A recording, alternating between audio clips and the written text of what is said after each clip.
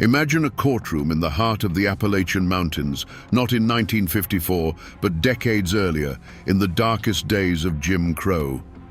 The air is thick with hate. On one side sits the entire white power structure of a county. On the other, a lone black man, an attorney whose very presence is an act of defiance. He is about to challenge the ironclad law of segregation 56 years before the history books say it was possible. He won. It was a victory that should have echoed from the mountains to the sea. So why have you never heard his name? Tonight, we dig through the dust of forgotten history to find the story of John R. Clifford and ask how a victory so monumental could be so completely and perhaps deliberately erased. To understand the fire in John Clifford's soul, you have to stand with him in the world that made him. Picture the Shenandoah Valley in the 1850s. It's a land of impossible beauty, where the morning mist clings to the Blue Ridge Mountains like a whispered secret. But in the fertile valleys below, this beauty was built on a brutal paradox. It was a land of free men and enslaved men, and the line between them was as thin as a whisper and as stark as a whipping post. John Clifford was born on the free side of that line in 1848, a fact that shaped his destiny. He grew up seeing both the promise of freedom and the ever-present horror of bondage, a reality that plants a different kind of seed in a young man's heart. When the Civil War came, it didn't just divide the nation, it ripped his home state of Virginia in two.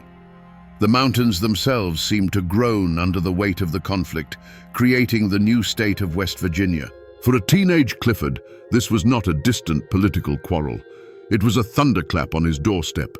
He saw the world he knew being torn apart and remade, and he chose to pick up a rifle and help forge the new one. He enlisted in the United States Colored Troops, trading the familiar hills of his home for the mud and blood of the battlefield. He was fighting for the Union, yes, but more than that, he was fighting for a promise that the world after the war would be one where the freedom he was born with would belong to everyone who looked like him.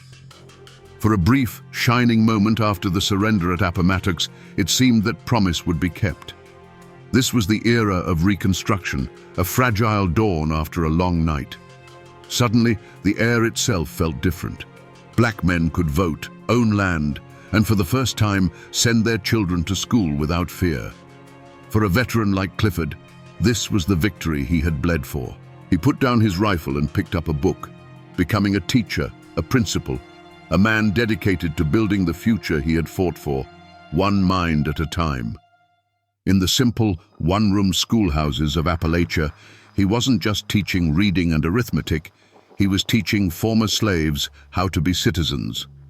This was the world John Clifford was building, a world of progress, of hope, of communities lifting themselves out of the ashes of slavery with dignity and determination.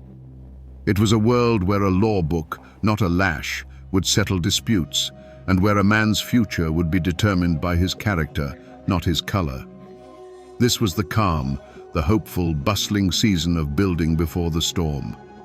But in the South, storms gather quickly. The old hatreds had not vanished.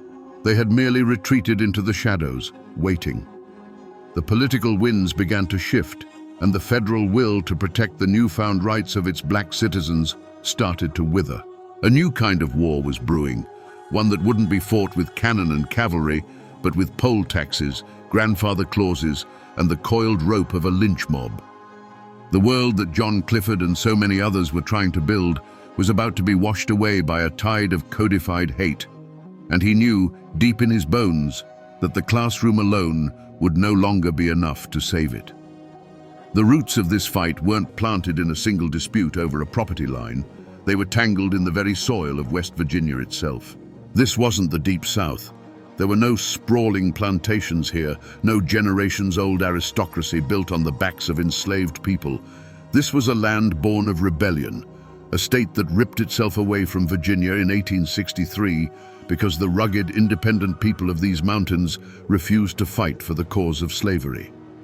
The state's motto, Montani Semper Liberi, Mountaineers are always free, was a declaration of independence not just from the Union's enemies, but from the Southern culture of human bondage. After the war, this unique history created a different kind of world for Black Americans.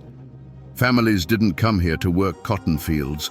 They came to work in the coal mines, on the railroads, and in the timber camps. They were drawn by the promise of a wage, however meager, and a life free from the sharecropping system that had trapped so many in the states farther south. This created a complicated landscape where black and white families often lived and worked side by side in company towns, their lives dictated not by a plantation master, but by the coal company. This proximity bred a different kind of tension, one rooted in economic anxiety and the struggle for resources.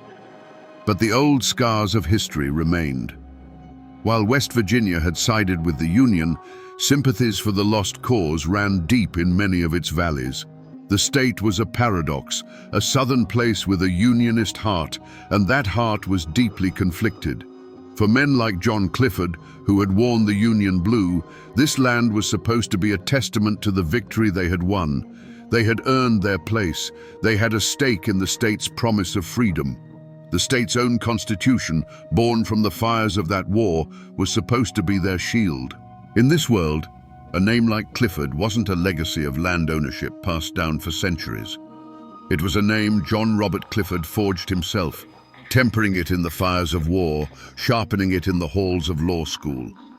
To be a Clifford didn't mean you never forgot a slight from a neighboring clan. It meant you never forgot the promise of the 14th Amendment. His name became a burden of a different kind. It carried the weight of his people's hopes. For the white establishment, he was a living embodiment of the war's outcome they were desperately trying to undo, a constant reminder that the old order was dead and that the law, at least on paper, now belonged to everyone. The coming battle wasn't just a court case, it was a fight for the very soul of West Virginia. John Clifford wasn't some ghost who appeared out of the mist to take this case. By 1898, his name was already a curse word in some circles and a prayer in others. His weapon, long before he stepped into that Tucker County courtroom, was his newspaper, the Pioneer Press. From his office in Martinsburg, he sent it out like a circuit rider, and its pages were filled with fire. He named the names of lynchers. He exposed the brutal conditions of the convict lease system. He called out politicians who spoke of freedom while working to crush the black vote. To the white establishment, he was a dangerous man, an agitator whose words were like sparks landing on the dry tinder of racial resentment. In the small, isolated coal town of Coketon, that tinder was piled high. You have to understand, a town like Coketon belonged, body and soul, to the coal company. The company owned the houses, the store, the doctor, and the politicians. The members of the school board were not just educators, they were company men, pillars of a system designed to keep labor cheap and compliant. And the black families who worked the mines knew the unspoken rules: work hard, keep your head down, and do not cause trouble. A whisper of complaint could get you fired and thrown out of your company-owned home, your name blacklisted up and down the rail line. This is the world where a teacher named J.R. Tents and a mother named Carrie Williams decided to cause trouble. They were the ones on the ground, the ones who had to look their children in the eye and explain why their white friends got to go to school for 3 more months than they did. Their decision to seek out John Clifford was an act of incredible bravery, a direct challenge to the men who controlled their very survival. And as soon as Clifford agreed to take the case, the web of rumors began to spin. In the saloons and at the company store, the white whispers would have been thick with condescension and menace. It's that Clifford fellow, the newspaper man, thinks his law degree makes him better than us. He's just stirring up the Negroes for his own profit. Someone ought to teach him a lesson about meddling in Tucker County business.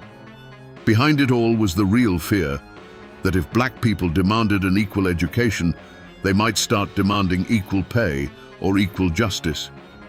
In the homes and churches of the black community, the rumors were a fragile mix of hope and terror. They say John Clifford is a Union veteran, that he ain't afraid of no one. He's going to use their own law against them. But these words would be spoken quietly, behind closed doors, because everyone knew the other side of the story. The company will make us pay for this. They'll fire the men, find a reason. They'll call in our credit at the store. The air in Coketon grew heavy, poisoned with whispers and threats, long before the first legal document was ever filed. A single spark had been struck, and everyone was holding their breath, waiting for the explosion. In the old mountains, they say the land has a way of warning you if you're wise enough to listen. And in the days before John Clifford came to Tucker County, the signs were there. Old folks would later swear they heard a screech owl call in the middle of the day, its trembling cry a well-known omen of coming strife. A sudden summer hailstorm, they said, had battered the corn in the fields, leaving the stalks shredded and bent like defeated soldiers. These were the whispers of the woods, the land itself seeming to hold its breath in anticipation of the coming conflict. But the real omen wasn't in the sky or the trees. It was a man. John R. Clifford himself was the human omen. When he stepped off the train in the small, grimy depot that served Coketon, his presence alone was a disruption of the natural order. In a town of men in overalls and coal-dusted flannel, he appeared in a pressed dark suit, carrying a leather briefcase. That briefcase, filled with law books and legal arguments, was more dangerous to the established order of Tucker County than a stick of dynamite. His arrival wasn't a secret. The news traveled from the depot to the mine entrance to the company store in a matter of minutes. The storm had a name now, and it had come to their valley. For Carrie Williams, the sight of him was the moment it all became terrifyingly real. Until now, the lawsuit had been a matter of principle, a desperate hope discussed in hushed tones with the teacher, J.R. Tents. But seeing this man, this champion she had prayed for, standing there against the backdrop of the mountains, she felt a cold knot tighten in her stomach. It was a gut-wrenching premonition, a mother's dread that in fighting for her child's future, she might be destroying their present. She had invited this storm into her home, and she knew, with a certainty that chilled her to the bone, that the world would never be the same. The lawsuit was no longer an idea. It was a living, breathing thing, and the shadows it cast were growing longer by the hour. The first shot in this war wasn't fired from a rifle. It was fired from a gavel in a smoke-filled room. The Board of Education for the Coketon School District met, likely with little fanfare, and made a decision they considered routine and practical. Citing a supposed lack of funds, a timeless excuse for injustice, they voted to change the school calendar. The white school would continue to operate for a full 8-month term. The colored school, however, would be closed after just 5. It was a simple, bureaucratic motion, a stroke of a pen on a dusty ledger. But it was an act of profound violence. It was a clear, public declaration, enshrined in official meeting minutes, that a black child's education was worth exactly 5/8 of a white child's. The news spread not like a wildfire, but like a chilling frost through Coketon's black community. For the teacher, J.R. Tents, it was a slap in the face. Every lesson he taught, every child he encouraged, was now officially devalued by his own employers. But for Carrie Williams, it was something far deeper. It was theft. She watched her child learning to write their name, saw the spark of understanding in their eyes, and she knew that the board was stealing 3 months of that light from her child's future. It was one thing to endure the daily indignities, the separate entrances, the dismissive glances. It was another thing entirely to have the system write down, as a matter of law, that your child was worth less. The quiet fear that governed her life began to burn away, replaced by the cold, hard resolve of a mother pushed too far. The decision was made. J.R. Tents reached out to Carrie Williams, and together they sent word to the one man they believed could fight this. When the news reached John Clifford, he must have felt a grim sense of opportunity. For years, his newspaper had raged against the hypocrisy of the system. Now, the Coketon School Board had handed him the perfect weapon. Their arrogance had made them careless. They hadn't just been unfair, they had created a clear, quantifiable, and legally indefensible inequality. Clifford drafted the lawsuit. This was the moment the conflict escalated from a quiet grievance into open war. Imagine the local sheriff, a man likely beholden to the same company that ran the school board, walking into the board president's office and serving him a summons. A legal document with the name of a black attorney, John R. Clifford, and a black plaintiff, Carrie Williams, at the top. It was an unthinkable act of defiance. It was a challenge not just to the school calendar, but to the entire racial order of Tucker County. The first metaphorical drops of blood had been spilled. There was no going back now. The board could not simply ignore a legal summons. Their power and authority had been publicly questioned. To back down would be to admit weakness, to concede that a black man with a law book held power over them. For Clifford and Williams, to withdraw the suit would be to surrender completely, to accept the brand of inferiority the board had placed on their children. The lines were drawn. The quiet injustice of a board meeting had now become a public battle, and the cold, unforgiving machinery of the law had been set in motion. The climax of this battle was not fought in a dark alley with knives and pistols. It was fought in the solemn, cavernous chamber of the West Virginia Supreme Court of Appeals. Imagine the scene. The air is still and smells of old paper and polished oak. Sunlight streams through tall, arched windows, illuminating dust motes dancing in the air like tiny ghosts. On the bench sit the justices, white men of power and privilege, their faces etched with the stern authority of the law. Before them stands one man, John R. Clifford, a black man in a white world, surrounded by the invisible but suffocating pressure of a century of prejudice. The school board's lawyer made his case first. His words were smooth, reasonable, wrapped in the comforting language of fiscal responsibility and local control. He spoke of budgets and tax revenues, of the practical difficulties in a poor, rural county. He never spoke of race, not directly. He didn't have to. The entire argument was a carefully constructed defense of an unequal system, built on the unspoken assumption that this was simply the way things were. He sat down, confident he had defended the natural order. Then John Clifford rose to speak. The room fell silent. He did not shout. He did not pound the lectern. His voice, when it came, was calm, measured, and lethal. His words were not cannonballs meant to shatter and destroy. They were scalpels, designed to cut away the layers of legalistic fat and expose the rotten heart of the board's argument. He began not with emotion, but with the state's own constitution. He picked up their laws, one by one, and turned them against them. You could feel the atmosphere in the room begin to change. A court reporter, who had been lazily transcribing the proceedings, suddenly put down his pen and simply listened. The school board's attorney, who had been leaning back in his chair, slowly sat upright, a dull flush creeping up his neck as he heard his own arguments being methodically disassembled, piece by logical piece. Clifford wasn't just arguing, he was teaching. He was conducting a masterclass in the law for the highest court in the state, and the subject was their own hypocrisy. The slaughter came when he addressed the core issue. He didn't need to attack the doctrine of separate but equal head-on. That was a fortress he could not yet breach. Instead, he zeroed in on the equal. With chilling precision, he laid out the facts. One school term of 8 months, another of 5. The sound of those two numbers hung in the air, a simple, brutal arithmetic of injustice. The school board's mountain of excuses, budgets, practicality, tradition crumbled to dust under the weight of that one undeniable fact. When he finished, a new kind of silence filled the chamber. It was not the quiet of boredom, but a heavy, stunned silence. The justices on the bench were no longer looking at a black man arguing a case.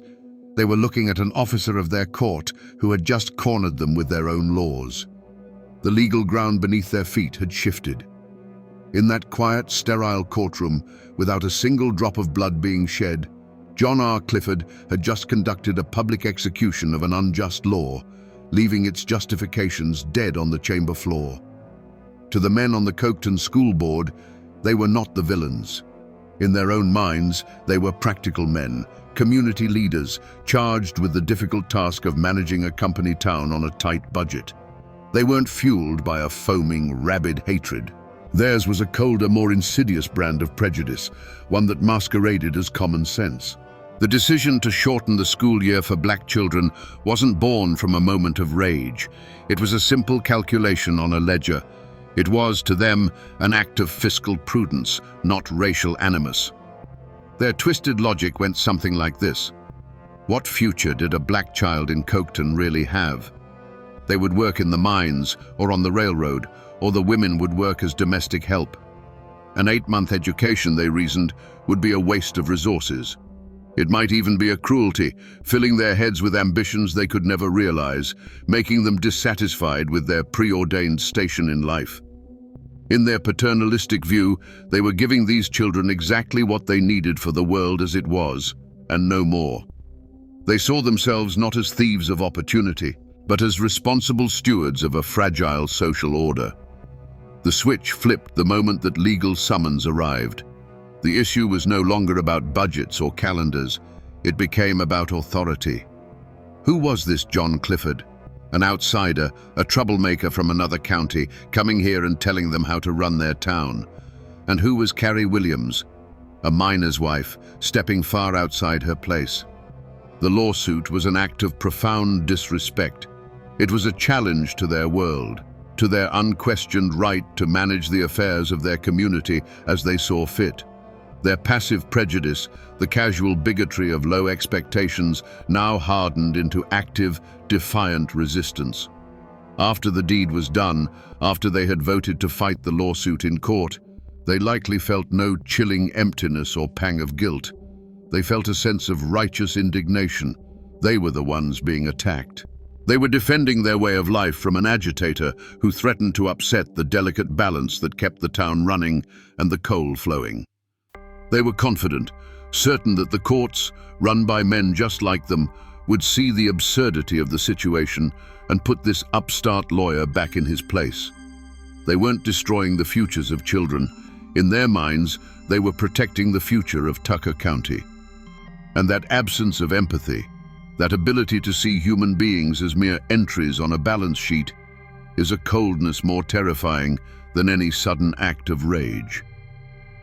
The news of the Supreme Court's decision came to Tucker County not with a roar, but with the quiet, insistent ticking of a telegraph machine.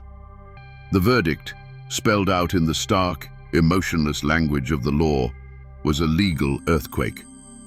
In the offices of the school board, there was an unnatural silence. There were no angry shouts, no tables overturned. There was only the cold, heavy quiet of men who had been utterly and publicly defeated. Their authority, which they believed to be as solid as the mountains around them, had been fractured. The ashes of their arguments lay scattered at the feet of a man they had dismissed as a troublemaker. For John Clifford, the victory was not a cause for wild celebration. He was a veteran of a much larger war, and he knew that one victorious battle did not mean peace. He likely read the court's decision with a deep, weary satisfaction. He had proven his point. He had forced the system to look at its own reflection in the mirror of its laws. But he also knew the nature of the beast he was fighting. He knew that wounded pride and cornered power were dangerous things. The fight was won, but the danger to his clients, the people who had to live in the shadow of that wounded beast, was just beginning. In Coketon, the news spread in hushed, electrified whispers from house to house. For Carrie Williams and J.R. Tents, it must have been a moment of breathtaking disbelief, a flash of pure, brilliant light in a world of grey. They had won. They had stood up to the company, to the board, to the entire white power structure of their world, and they had won. But that brilliant light also cast long, dark shadows. What would happen now? When they walked to the company store, would they be served? When their husbands went to the mine, would they still have a job? Their children would get their full 8 months of school, but at what cost to their family's survival? The fight for justice had ended, and the struggle to endure its consequences had begun. The initial reaction from the school board was one of forced, resentful compliance. They were trapped by the law. They would have to reopen the school. But the monster hadn't been killed. Its cage had just been rattled. Humiliated and furious, they immediately began a new kind of hunt. It was a hunt for loopholes, for ways to obey the letter of the law while violating its spirit in every way imaginable. The public battle was over, and a quiet, grinding campaign of malicious compliance was about to start. So the immediate aftermath was this. A tense, watchful silence descended upon the hollows of Tucker County. The school for colored children would stay open, a small, defiant monument to Clifford's victory. But the children who attended it, and the families who sent them, now lived on an island, surrounded by a sea of silent resentment. The war of words was over, and a war of whispers, glares, and quiet retribution was about to begin. A legal victory is one thing. Living with it is another. The Supreme Court's ruling didn't heal Coketon. It lanced a boil, and the poison that came out infected everything. An invisible wall went up through the heart of the town, a line drawn not on a map, but in the hearts of its people. The company store became the front line. When Carrie Williams walked in, conversations would stop mid-sentence. White women who might have given her a polite nod a month before now turned their backs, suddenly fascinated by a sack of flour. Even some in her own community would avert their eyes, making a quick purchase and leaving, terrified to be seen as an ally of the family that had brought so much trouble down on them all. A conspiracy of silence gripped the town, enforced by the unspoken threat of the company. The school board's official story that this was all a misunderstanding about budgets became a loyalty test. To publicly support Carrie Williams was to publicly call the town's most powerful men liars and bigots. It was an accusation that could cost a man his job, his home, and his family's future. And so, many who knew the truth, who quietly admired her courage, said nothing. Their silence was a form of survival, a heavy blanket of fear that smothered the truth before it could ever catch fire. The division wasn't just black and white. The black community itself was painfully fractured. There were those who saw Carrie Williams and J.R. Tents as heroes, who walked a little taller, their spirits lifted by this impossible victory. But there were others, many others, who saw them as reckless. They stirred the hornet's nest. They'd whisper among themselves, "The company will make us all pay for this." Was it worth it, just for 3 more months of school? Hope and resentment lived side by side, creating a bitter tension in the very community the lawsuit was meant to serve. But in the midst of this fear and division, there were small, flickering acts of courage. A quiet knock on the Williams' door after dark, a neighbor sharing a bit of salt pork, no words needed. A single white miner, maybe a union man with his own grudges against the company, who looked Carrie's husband in the eye at the mine entrance and gave a slow, deliberate nod of respect. These were tiny gestures, but in a world of open hostility and fearful silence, they were lifelines. They stood in stark contrast to the acts of cowardice, the friend who now crossed the street, the fellow church member who suddenly found their pew full. The verdict had forced everyone to take a side, even if their choice was simply to do nothing at all. The community had been put to the test, and the results were a heartbreaking mix of the brave, the frightened, and the cruel. But the hunt that followed the verdict wasn't one of men with badges and bloodhounds crashing through the underbrush. It was a quieter, more insidious kind of chase, conducted in the shadows of boardrooms and clerks' offices. The posse that formed was not made of angry vigilantes, but of the very men John Clifford had just defeated in court. The school board members, their lawyers, and their allies in the county government regrouped. Their mission was no longer to defy the law, but to twist it into a new kind of weapon. They began a relentless hunt for loopholes. The chase moved through the labyrinth of the school system's own bureaucracy. They couldn't touch the length of the school year. That door had been slammed shut and locked by the Supreme Court. So they began to attack everything else. It was a war of 1,000 cuts. A requisition for new textbooks for the colored school would get lost in a pile of paperwork, while the white school received a fresh shipment. The budget for coal to heat the black schoolhouse was suddenly found to be insufficient, leaving children to shiver in their coats through the harsh mountain winter. The most effective tactic in this shadow war was the attack on the teachers. They began to meticulously document and enforce a discriminatory pay scale. A white teacher with the same qualifications and experience would receive a salary, while the black teacher, like J.R. Tents, would receive a stipend, a lesser amount that complied with the letter of the law but gutted its spirit. This was the chase through the mountains of policy and prejudice. It was a slow, grinding pursuit designed to wear down the morale of the teachers and signal to the entire black community that their victory was, in fact, hollow. The moment of capture wasn't a dramatic showdown at a cabin door. It was the quiet, soul-crushing realization that settled over the black community as the months wore on.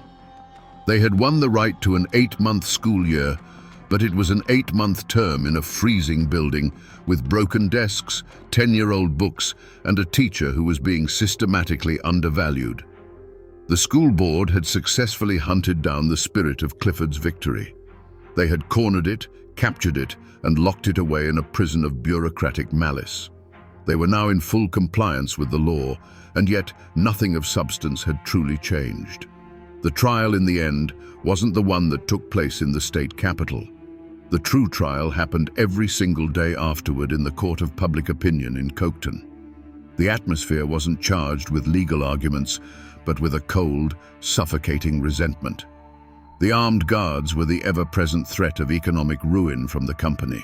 The jury was the entire town, black and white, forced to render a verdict with every averted gaze, every whispered comment, every door that was closed a little too quickly. The defendants in this trial, the members of the school board, showed no remorse. There was no public apology, no admission of wrongdoing. Instead, they wore a quiet, defiant dignity. They had been beaten by a legal technicality, in their view, forced by an outside court to bend to the whims of an agitator.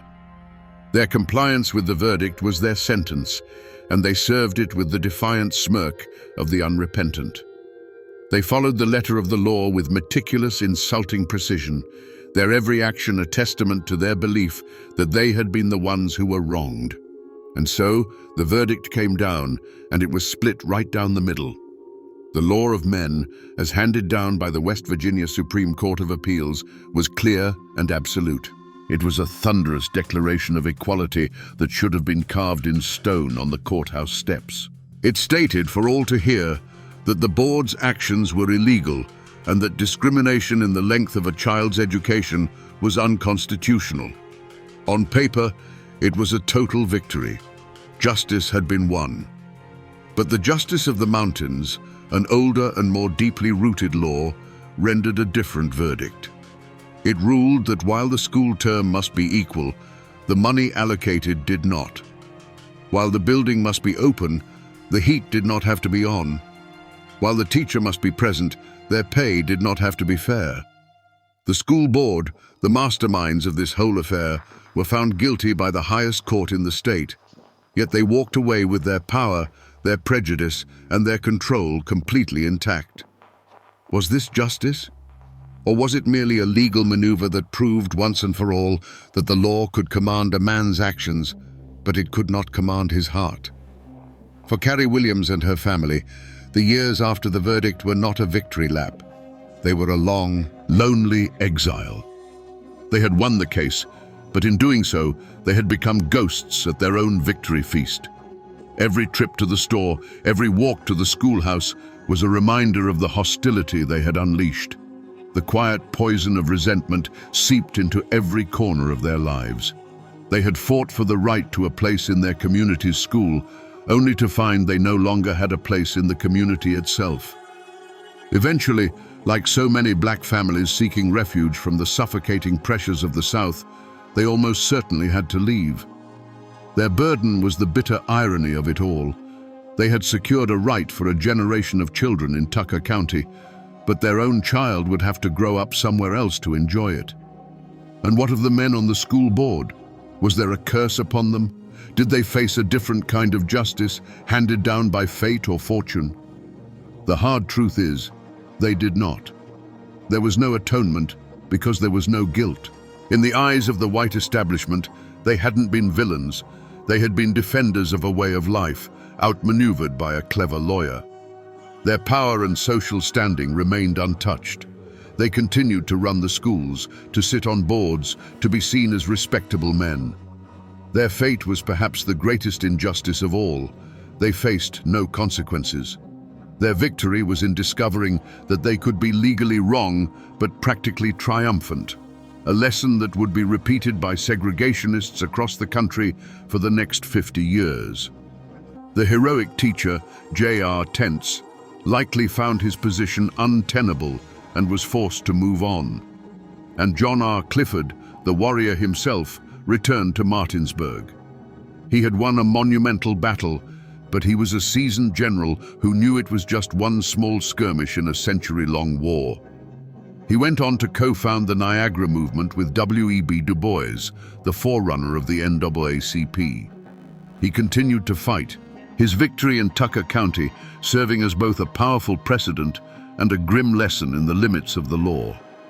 Slowly, deliberately, the community of Coketon began to bury the story. It was an uncomfortable memory, a source of shame for some and resentment for others. As the years passed, new people moved in, the coal seams played out, and the children who remembered the fight grew up and moved away. The town covered the raw wound of the conflict with a thick scar of silence. They didn't want to remember the division, the hatred, or the brief, shocking moment when the legal world was turned upside down. They simply moved on, letting the story of Williams versus Board of Education fade from memory into myth, and from myth into almost complete obscurity. If you drive the winding mountain roads into Tucker County today, you can still find what's left of Coketon. It's a ghost of a town now, a quiet collection of houses huddled by the North Fork of the Blackwater River, haunted by the skeletons of old coal tipples.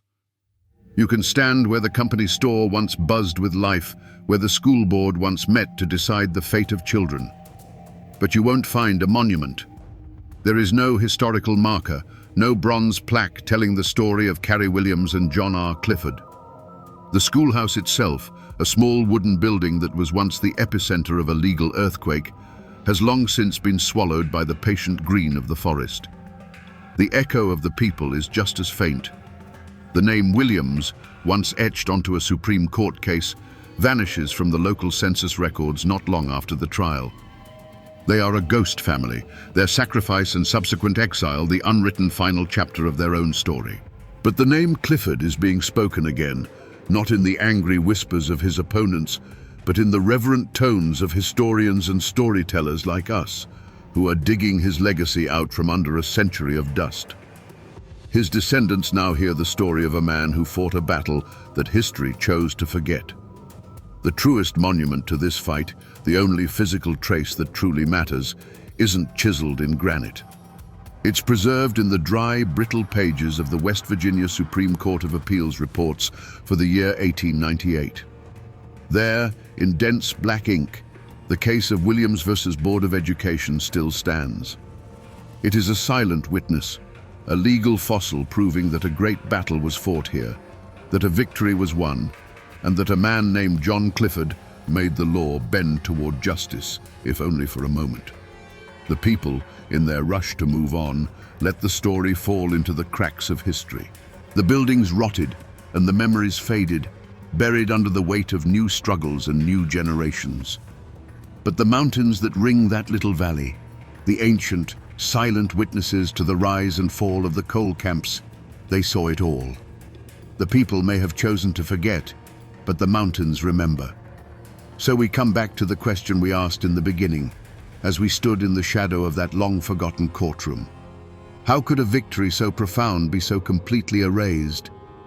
The answer, my friends, is as grim as a mountain winter. It was forgotten because the victory was inconvenient. It complicates the clean, simple timeline of the civil rights movement that we are taught in school. And it was forgotten because while John Clifford won the battle in the courtroom, the forces of racism immediately launched a guerrilla war of attrition in the classrooms and communities, a war they quietly won by making his victory hollow. History is written by the victors, and for 56 long years after this case, the segregationists, despite this one stunning legal defeat, were still the victors. This is a story not just of cruelty, or even of one man's incredible courage. It is a story about the very nature of justice. It teaches us a hard and vital lesson, that a legal victory is not the end of the fight. It is merely the beginning of a new and often harder one. It is the moment the real work begins. John R. Clifford handed the people of Coketon a powerful legal sword.